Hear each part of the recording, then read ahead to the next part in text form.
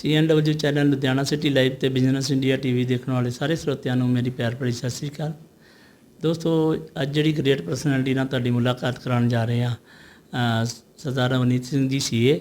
ਆਓ ਉਹਨਾਂ ਨਾਲ ਗੱਲਬਾਤ ਕਰਦੇ ਹਾਂ। ਸਤਿ ਸ਼੍ਰੀ ਅਕਾਲ ਵੀਰ ਜੀ। ਸਤਿ ਸ਼੍ਰੀ ਅਕਾਲ ਵੀਰ ਜੀ, ਇਹ ਬਿਜ਼ਨਸਮੈਨਾਂ ਦੇ ਕਾਫੀ ਜਿਹੜੇ ਹੁੰਦੇ ਆ ਡਿਫਰੈਂਸਿਸ ਹੁੰਦੇ ਆ, ਜਿਵੇਂ ਛੋਟੀ ਦੁਕਾਨਦਾਰ ਵਾਲਾ ਹੋ ਗਿਆ ਜਾਂ ਮੈਨੂਫੈਕਚਰ ਹੋ ਗਿਆ ਜਾਂ ਟਰੇਡਰ ਹੋ ਗਿਆ।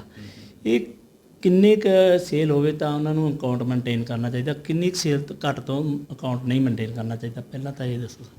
ਸਤਿ ਸ਼੍ਰੀ ਅਕਾਲ ਜੀ ਸਾਰੇ ਦਰਸ਼ਕਾਂ ਨੂੰ। ਜੀ ਜੀ ਹਾਂ, ਜਿੱਦਾਂ ਤੁਸੀਂ ਸਵਾਲ ਕੀਤਾ ਹੈ ਸਰ, ਇੱਦਾਂ ਹੈ ਕਿ ਪਿਛਲੇ ਸਾਲ ਬਜਟ ਦੇ ਵਿੱਚ 2021 ਦੇ ਸਰਕਾਰ ਨੇ ਪਹਿਲਾਂ ਇਹ ਸਲੈਬ ਜਿਹੜੀ ਸੀ ਉਹ 10 ਲੱਖ ਤੇ 1,20,000 ਤੇ ਹੁੰਦੀ ਸੀ ਜੀ ਉਹ ਅਪ ਕਰਕੇ ਹੁਣ 2.5 ਲੱਖ ਰੁਪਏ ਤੱਕ ਦੀ ਸੇਲ ਜੀ ਜੀ ਜਾਂ 25 ਲੱਖ ਤੱਕ ਦਾ ਪ੍ਰੋਫਿਟ, ਜਿਹੜਾ ਸੇਲ ਦੀ ਫਿਗਰ 25 ਲੱਖ ਤੇ ਪ੍ਰੋਫਿਟ ਦੀ ਫਿਗਰ ਜਿਹੜੀ ਹੈ 2.5 ਲੱਖ ਰੁਪਏ, ਇਹ ਦੋਨਾਂ ਚੋਂ ਕੋਈ ਵੀ ਬਾਰ ਅਚੀਵ ਹੋ ਜਾਂਦਾ ਹੈ ਤਾਂ ਤੁਹਾਨੂੰ ਬੁੱਕਸ ਮੇਨਟੇਨ ਕਰਨੀਆਂ ਜ਼ਰੂਰੀ ਨੇ। ਉਸ ਤੋਂ ਥੱਲੇ you are under the no account case system, ਜਿਹਦੇ 'ਚ ਕਿਤਾਬਾਂ ਦੀ ਨੀਡ ਨਹੀਂ ਹੁੰਦੀ ਤੁਹਾਨੂੰ। ਤੇ ਉਹ ਜਿਹੜੇ ਆਪਣਾ ਉਸ ਤੋਂ ਥੱਲੇ ਹੁੰਦੇ ਆ ਉਹਨਾਂ ਨੂੰ ਕਿਵੇਂ ਕੋਈ ਟੈਕਸ ਵਗੈਰਾ ਕੁਛ ਪੇ ਤਾਂ ਨਹੀਂ ਕਰਨਾ ਪੈਂਦਾ? ਜਿਵੇਂ ਤੁਸੀਂ ਕਹਿੰਦੇ 25 ਲੱਖ ਤੋਂ ਥੱਲੇ ਸੇਲ ਆ, ਅਕਾਊਂਟ ਨਹੀਂ ਮੇਨਟੇਨ ਕਰਨਾ ਪੈਂਦਾ, ਉਹਨਾਂ ਨੂੰ ਕੋਈ ਸਰਕਾਰ ਨੂੰ ਕੋਈ ਪੇ ਤਾਂ ਨਹੀਂ ਕਰਨਾ ਪੈਂਦਾ ਕੋਈ ਗਵਰਨਮੈਂਟ ਨੂੰ? ਉਹਦੇ 'ਚ ਇੱਦਾਂ ਜੀ ਕਿ 2.5 ਲੱਖ ਰੁਪਏ ਤੋਂ ਘੱਟ ਤੇ GST ਇਨਕਮ ਟੈਕਸ ਦੀ ਤੁਸੀਂ ਰਿਟਰਨ ਭਰਨੀ ਹੀ ਤੁਹਾਡੇ ਲਈ ਮੈਂਡੇਟਰੀ ਨਹੀਂ ਹੁੰਦੀ ਜੀ ਜੇ ਤੁਹਾਡੀ 2.5 ਲੱਖ ਤੋਂ ਘੱਟ ਇਨਕਮ ਹੈ। ਇਸ ਕਰਕੇ ਗਵਰਨਮੈਂਟ ਨੇ ਉਹ ਸਲੈਬ ਨੂੰ ਉਸ ਸਲੈਬ ਦੇ ਨਾਲ ਜੋੜਤਾ ਬੁੱਕਸ ਤੇ ਇਨਕਮ ਟੈਕਸ ਦੀ। ਜੀ ਤੇ 25 ਲੱਖ ਰੁਪਏ ਤੋਂ ਘੱਟ ਜਿਹੜੀ ਤੁਹਾਡੀ ਸੇਲ ਹੈ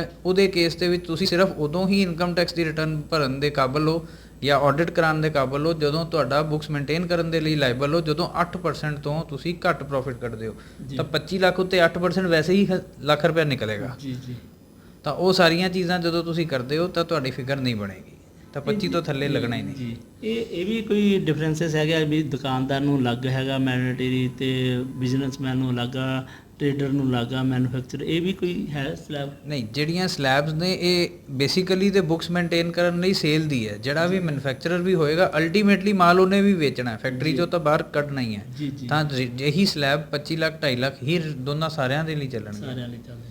ਅੱਛਾ, ਇੱਕ GST ਦਾ ਬੜੀ ਪ੍ਰੋਬਲਮ ਆਉਂਦੀ ਆ, ਕਦੇ ਘਟ ਜਾਂਦਾ ਕਦੇ ਵੱਧ ਜਾਂਦਾ, ਇਹਨੂੰ ਕਿਵੇਂ ਆਪਾਂ ਮੇਨਟੇਨ ਕਰ ਸਕਦੇ ਹਾਂ?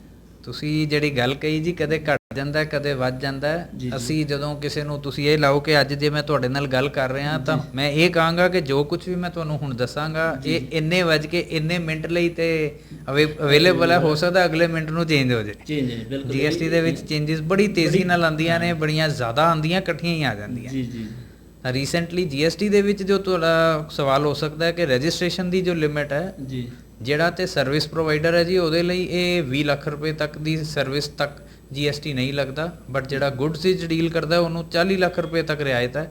ਉਸ ਤੋਂ ਬਾਅਦ ਉਹਨੂੰ GST ਨੰਬਰ ਲੈਣਾ ਜ਼ਰੂਰੀ ਹੈ।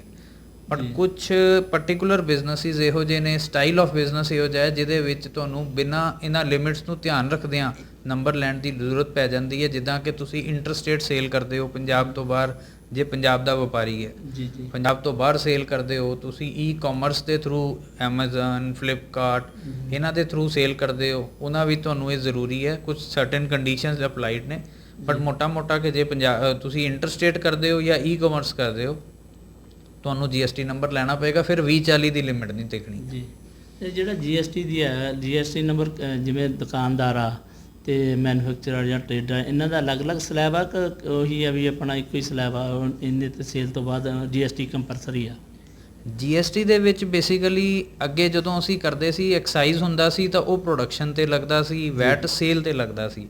GST ਜਿਹੜਾ ਇਹ ਸਪਲਾਈ ਤੇ ਲੱਗਦਾ, ਮਾਲ ਅੰਦਰ ਬਣਾ ਕੇ ਰੱਖ ਲਓ, ਕੋਈ ਉਹਦੇ ਤੇ GST ਨਹੀਂ। ਜਿਸ ਦਿਨ ਉਹ ਫੈਕਟਰੀ ਟੱਪੇਗਾ ਉਸੇ ਦਿਨ ਟੈਕਸ ਲੱਗੇਗਾ। ਉਸੇ ਤਰ੍ਹਾਂ ਜਿੱਦਾਂ ਦੁਕਾਨਦਾਰ ਦਾ ਮਾਲ ਦੁਕਾਨ ਚੋਂ ਬਾਹਰ ਨਿਕਲੇਗਾ ਉਸੇ ਦਿਨ ਉਹਨੂੰ ਟੈਕਸ ਲੱਗੇਗਾ। ਤਾਂ ਸਪਲਾਈ ਦੀ ਜਿਹੜੀ ਡੈਫੀਨੇਸ਼ਨ ਹੋ ਗਈ ਇਹ ਕਿ ਜਦੋਂ ਸਮਾਨ ਦੂਸਰੇ ਬੰਦੇ ਦੇ ਨੂੰ ਵਿਕਣ ਲਈ ਦੇ ਦਿੱਤਾ ਗਿਆ, ਤਾਂ ਇਹ ਕੰਡੀਸ਼ਨ ਨੂੰ ਧਿਆਨ 'ਚ ਰੱਖਦੇ ਹਾਂ। 20 ਲੱਖ ਤੇ 40 ਲੱਖ ਦੀ ਕੰਡੀਸ਼ਨ ਬਿਲਕੁਲ ਉਹੀ ਹੈ ਜੀ, ਮੈਨੂਫੈਕਚਰਰ ਲਈ ਵੀ ਸੇਮ, ਟਰੇਡਰ ਲਈ ਵੀ ਸੇਮ। 20 ਲੱਖ ਤੋਂ ਉੱਪਰ ਦਾ ਜਿਹੜੀ ਸਰਵਿਸ ਪ੍ਰੋਵਾਈਡਰ ਹੈ ਉਹ 20 ਲੱਖ ਰੁਪਏ ਤੋਂ ਉੱਪਰ ਜਾਏਗਾ ਜੀ ਤਾਂ ਸੇ ਨੰਬਰ ਲਏਗਾ, ਤੇ ਗੁੱਡਸ ਪ੍ਰੋਵਾਈਡਰ ਜਿਹੜਾ ਉਹ 40 ਲੱਖ ਤੋਂ ਉੱਪਰ ਜਾਏਗਾ ਤਾਂ ਨੰਬਰ ਲਏਗਾ ਜੀ। ਇਹ ਆਪਾਂ ਇਹੀ ਕਹਿ ਸਕਦੇ ਹਾਂ ਨਾ ਵੀ ਜਿਹੜੀ ਸੇਲ ਕਰੀ ਆ ਸੇਲ ਦੇ ਉੱਪਰ ਹੀ ਹੋ ਗਿਆ ਨਾ। ਬਿਲਕੁਲ ਜੀ, 40 ਲੱਖ ਦੀ ਸੇਲ ਕਰੀ ਕਿਸੇ ਨੇ ਬਿਲਕੁਲ ਤਾਂ ਉਹਨਾਂ ਨੂੰ 35 ਤੇ ਨਹੀਂ ਲਏਗਾ ਜੀ, 38 ਤੇ ਨਹੀਂ ਲਏਗਾ, 40 ਟੱਪਦਿਆਂ ਲਏਗਾ ਜੇ ਉਹ ਗੁੱਡਸ ਪ੍ਰੋਵਾਈਡਰ ਹੈ। ਜੇ ਉਹ ਸਰਵਿਸ ਪ੍ਰੋਵਾਈਡਰ ਹੈ 15 ਤੇ ਨਹੀਂ ਲਏਗਾ, 18 ਤੇ ਨਹੀਂ ਲਏਗਾ, 20 ਟੱਪਦਿਆਂ ਲਏਗਾ। ਜੀ ਜੀ ਇਹ ਵੀ ਨਹੀਂ ਕਿ ਤੁਸੀਂ ਇਸ ਤੋਂ ਘੱਟ GST ਲੈ ਨਹੀਂ ਸਕਦੇ। ਜੀ ਜੀ ਇਸ ਤੋਂ ਘੱਟ ਦੀ ਸੇਲ ਤੇ GST ਲੈਣਾ ਤੁਹਾਡਾ ਵੋਲੰਟਰੀ ਰਾਈਟ ਹੋ ਸਕਦਾ ਹੈ, ਵੋਲੰਟਰੀ ਹੋ ਸਕਦਾ ਹੈ, ਬਟ ਉਹਦੇ ਵਿੱਚ ਤੁਹਾਡੀ ਸਰਕਾਰੀ ਮਜਬੂਰੀ ਕੋਈ ਨਹੀਂ, ਬਟ 20-40 ਟੱਪਦਿਆਂ ਸਰਕਾਰੀ ਮਜਬੂਰੀ ਲੱਗ ਜਾਏਗੀ। ਹੁਣ ਜੇ ਆਪਾਂ ਇਨਕਮ ਟੈਕਸ ਦੀ ਗੱਲ ਕਰੀਏ, ਉਹ ਕੀ ਇਨਕਮ ਟੈਕਸ ਦੀ ਸੈਲਰੀ ਕੀ ਸਲੈਬ ਨੇ ਤੇ ਬਿਜ਼ਨਸਮੈਨ ਲਈ ਕੀ ਸਲੈਬ ਨੇ ਤੇ ਕਿੰਨੇ % ਹੁੰਦਾ, ਕਿੰਨੇ, ਉਹ ਵੀ ਜ਼ਰੂਰ ਡਿਟੇਲ ਦਿਓ। ਬਿਲਕੁਲ ਜੀ ਬਿਲਕੁਲ। ਉਹਦੇ 'ਚ ਇੱਦਾਂ ਕਿ 2.5 ਲੱਖ ਰੁਪਏ ਤੱਕ ਦੀ ਇਨਕਮ ਜੋ ਅਸੀਂ ਹੁਣੇ ਪਹਿਲੇ ਵੀ ਡਿਸਕਸ ਕੀਤਾ, ਉਹਦੇ ਤੇ ਕੋਈ ਟੈਕਸ ਨਹੀਂ ਲੱਗਦਾ। ਜੀ ਜੀ। ਲਾਸਟ 3-4 ਸਾਲਾਂ ਤੋਂ ਗਵਰਨਮੈਂਟ ਨੇ ਇੱਕ ਵੈਸੇ ਇਹ ਸ਼ੁਰੂਆਤ ਹੋਈ ਸੀ 5-7 ਸਾਲ ਪਹਿਲੇ, ਗਵਰਨਮੈਂਟ 2500 ਦੀ ਰਿਬੇਟ ਦਿਆ ਕਰਦੀ ਸੀ ਸੈਕਸ਼ਨ 87 ਦੇ ਅੰਦਰ ਜੀ ਕਿ ਜੇ 2500 ਰੁਪਏ ਤੱਕ ਦਾ ਟੈਕਸ ਬਣੇਗਾ ਤਾਂ ਮਾਫ ਕਰਾਂਗੇ। ਉਹਦੇ 'ਚ ਇਹ ਸੀ ਕਿ ਜਿਹੜਾ 50 ਲੱਖ ਵੀ ਕਮਾਉਂਦਾ ਉਹਨੂੰ ਵੀ ਉਹ 2500 ਰੁਪਏ ਮਿਲ ਜਾਂਦਾ ਸੀ। ਜੀ ਜੀ। 5 ਸਾਲ ਪਹਿਲੇ ਤੋਂ ਗਵਰਨਮੈਂਟ ਨੇ ਇਹਨੂੰ ਕਰ ਦਿੱਤਾ ਚੇਂਜ ਕਿ ਜਿਹਦੀ 5 ਲੱਖ ਰੁਪਏ ਤੱਕ ਦੀ ਇਨਕਮ ਹੋਏਗੀ, ਸਾਰੇ ਕਾਸਿਓਂ ਮਿਲਾ ਕੇ 5 ਲੱਖ ਰੁਪਏ ਤੱਕ ਦੀ ਇਨਕਮ ਹੈ, ਉਹਨੂੰ ਅਸੀਂ 12,500 ਰੁਪਏ ਦੀ 87 ਸੈਕਸ਼ਨ ਦੇ ਵਿੱਚ ਰਿਲੀਫ ਦਾਂਗੇ। ਜੀ ਜੀ। ਜਿਹੜਾ 5 ਲੱਖ ਟੱਪ ਜਾਏਗਾ ਉਹਨੂੰ ਨਹੀਂ ਦਾਂਗੇ। ਜੀ। ਯਾਨੀ ਕਿ ਜਿਹੜੇ ਛੋਟੇ ਤੇ ਮਝੋਲੇ ਨੇ ਉਹਨਾਂ ਨੂੰ ਇਹ ਰਿਲੀਫ ਦਾ ਫਾਇਦਾ ਮਿਲੇਗਾ, ਵੱਡੇ ਨੂੰ ਨਾ ਮਿਲੇ। ਜੀ ਜੀ। ਤਾਂ ਅੱਜ ਦੀ ਡੇਟ ਤੇ ਇਹ ਹੈ ਕਿ ਜੇ ਤੁਸੀਂ 5 ਲੱਖ ਤੱਕ ਦੀ ਰਿਟਰਨ ਭਰਦੇ ਹੋ ਤਾਂ ਤੁਹਾਨੂੰ ਕੋਈ ਟੈਕਸ ਨਹੀਂ ਪੈਂਦਾ, ਕਿਉਂਕਿ 2.5 ਲੱਖ ਤੱਕ ਮਾਫੀ ਹੈ। ਉਸ ਤੋਂ ਬਾਅਦ 2.5 ਤੋਂ 5 ਵਿੱਚ 5% ਯਾਨੀ ਕਿ ਲੱਗਦਾ ਹੀ 12,500, ਉਹੀ ਰਿਬੇਟ ਹੈ, ਤੁਸੀਂ ਜ਼ੀਰੋ ਟੈਕਸ ਤੇ ਆ ਜਾਂਦੇ ਹੋ। ਜੀ। ਬਟ ਦਾ ਮੋਮੈਂਟ ਤੁਸੀਂ 5 ਲੱਖ ਟੱਪ ਜਾਂਦੇ ਹੋ, ਤੁਹਾਨੂੰ 2.5 ਲੱਖ ਰੁਪਏ ਤੱਕ ਐਗਜ਼ੈਂਪਸ਼ਨ ਹੈ, ਉਸ ਤੋਂ ਬਾਅਦ ਕਾਊਂਟਿੰਗ ਸ਼ੁਰੂ ਹੋ ਜਾਂਦੀ, ਕਿਉਂਕਿ ਤੁਹਾਨੂੰ ਹੁਣ 12,500 ਦਾ ਫਾਇਦਾ ਨਹੀਂ ਮਿਲਣਾ। ਤਾਂ ਟੱਪਦਿਆਂ ਸਾਰ ਮਤਲਬ ਅੱਜ ਦੀ ਡੇਟ 'ਚ ਜੇ ਤੁਸੀਂ ਟੈਕਸ ਪੇ ਕਰਨਾ ਹੈ ਤਾਂ ਮਿਨੀਮਮ ਟੈਕਸ ਜਿਹੜਾ ਉਹ 13-14,000 ਰੁਪਏ ਤੱਕ ਜਾ ਪੈਂਦਾ ਮਿਨੀਮਮ। ਜੀ ਜੀ। 5 ਤੋਂ ਥੱਲੇ ਬਿਲਕੁਲ 0.5 ਟੱਪਦਿਆਂ ਸਰ 13-14,000। ਜੀ ਜੀ। ਇਹ ਸਲੈਬ ਨੇ ਅੱਜ ਦੀ ਡੇਟ ਤੇ, ਉਹ ਭਾਵੇਂ ਸੈਲਰੀ ਦਾ ਹੋਵੇ, ਉਹ ਬਿਜ਼ਨਸ ਵਾਲਾ ਪਰਸਨ ਹੈ, ਉਹਨੂੰ ਭਾਵੇਂ ਕਿਸੇ ਪੈਨਸ਼ਨਰ ਨੂੰ ਜਾਂ ਬੈਂਕ ਦੇ ਵਿਆਜ ਆਉਂਦੇ ਨੇ, ਕੰਡੀਸ਼ਨ ਸਭ ਦੀ ਹੈ। ਈਵਨ ਮੇਲ ਫੀਮੇਲ ਦਾ ਵੀ ਅੱਗੇ ਕੋਟਾ ਅਲੱਗ-ਅਲੱਗ ਹੁੰਦਾ ਸੀ, ਰੇਟ ਅਲੱਗ-ਅਲੱਗ ਨੇ। ਉਹ ਸਿਰਫ ਇੱਕ ਸੀਨੀਅਰ ਸਿਟੀਜ਼ਨ ਹੈ ਉਹ 3 ਲੱਖ ਰੁਪਏ ਤੱਕ ਮਾਫੀ ਦੇ ਹੈ, ਬਾਕੀ ਸਾਰੇ 2.5 ਲੱਖ ਰੁਪਏ ਦੀ ਮਾਫੀ। ਤੇ ਸਰ ਜਿਵੇਂ ਆਪਾਂ ਕਹਿ ਲਈਏ ਕਈ ਵਾਰ ਇਸ ਤਰ੍ਹਾਂ ਆ ਜਾਂਦਾ ਵਾ ਵੀ ਬਿਜ਼ਨਸਮੈਨ ਕਨਫਿਊਜ਼ ਹੋ ਜਾਂਦਾ ਵਾ ਵੀ GST ਲਈ, ਜਾਂ ਵੀ ਕੋਈ ਕਦੇ ਟਾਈਮਿੰਗ ਦੀ ਆਨਲਾਈਨ ਭਰ ਦੋ, ਕਈ ਟਾਈਮ ਇਨਕਮ ਟੈਕਸ ਦਾ ਜਿਹੜੀ ਟਾਈਮਿੰਗ ਅੱਗੇ ਪਿੱਛੇ ਹੋ ਜਾਂਦੀ ਹੈ, ਇਹਦਾ ਕੀ ਸਿਸਟਮ ਹੁੰਦਾ ਵਾ?